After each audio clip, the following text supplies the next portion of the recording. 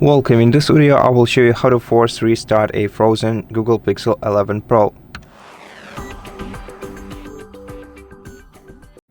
To force restart your smartphone, you just have to press and hold the power button and volume up key at the same time.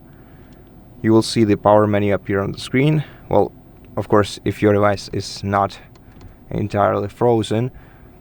And now just keep holding down these two buttons until this power menu disappears and your screen goes off. Once your screen goes off, you can let go of both the keys and just wait for your device to restart.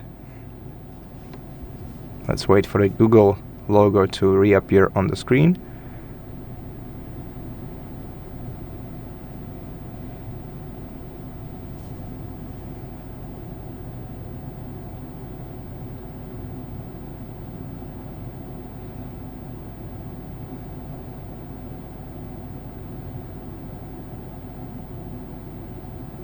And after that, just wait until your device relaunches.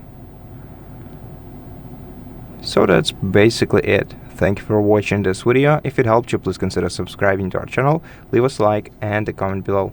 And I'll see you in the next one.